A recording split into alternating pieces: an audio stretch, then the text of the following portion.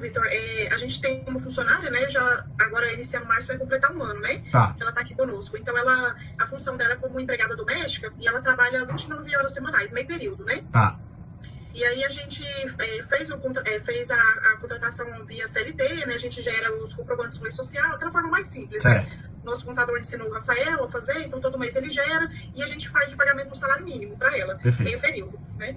E aí, como eu engravidei, vou ganhar neném, ela também já trabalhou de babá, né? Então a gente queria que ela continuasse com a função da casa, mas assim, a gente teria que aumentar a carga horária dela para ajudar com o serviço com a criança e aumentar o salário. Tá. E aí a gente fez a proposta, né, de aumentar a carga horária para 44 horas semanais e o salário dela aumentar para 2.200, né? Mais o vale transporte, né? Que sairia em torno de 2.500 mais ou menos, 2.500 e pouco. E aí ela concordou e tudo, e aí a gente conversou sobre a distribuição de tarefas, isso tudo relato verbal, né? Eu não fiz contrato, ainda nada. Aí eu conversei com ela, né? Porque como eu vou estar de licença paternidade, eu vou estar em casa, né? Na verdade, meu serviço vai me afastar por um ano. E meu esposo, ele também vai ter licença paternidade e emendou férias. Então, na verdade, ela não vai ficar sozinha com a criança. Na verdade, a gente vai estar junto, né? Minha mãe também vai estar ajudando. Então, ela faria função pela parte da manhã dos afazeres de casa, um almoço, coisa mais simples. E na parte da tarde, ela ajudaria com o bebê, né? Faria como se fosse um mix ali, né?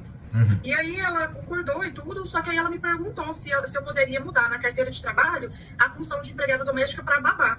Tá. Aí eu fui e falei para ela que a princípio, que eu já tinha conversado com o contador, né? Eu perguntei com o meu contador também, ele tinha orientado que não seria viável, porque a babá não faz essas funções de serviços gerais, né?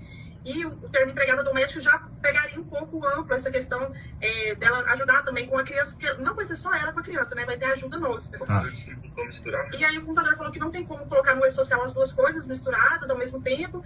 E aí foi quando, assim, aí foi quando eu questionei ela, né? Eu falei assim, mas por que você gostaria, assim, tipo, qual que é o motivo, né? Porque não ganha mais, assim, Exato. O salário do gente que negocia, né? Exato. Aí ela falou assim, não, porque se futuramente eu trabalhar em outros locais, é uma forma de eu provar ali na minha carteira de trabalho que eu fui... Até a comprovação de experiência, né?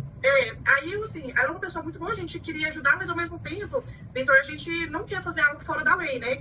A gente não quer correr riscos. Eu, Rafael, a gente, assim, claro. A gente tem muito medo de processo, né? A gente vê que tem muito essa questão, assim, hoje, igual você fala, são flores, né? Mas pode ter um desentendimento e a pessoa sair, processar. Então, eu queria fazer de uma forma para eu não ter esse risco, sabe? Certo, entendi. Enfim, a Lei Complementar 150, né, de 2015, que é a lei que regulamenta a profissão de empregada doméstica, ela prevê que toda e qualquer trabalhadora no âmbito doméstico seja enquadrada como trabalhadora doméstica.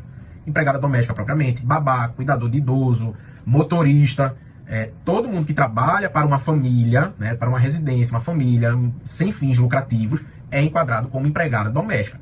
Então, legalmente, certo?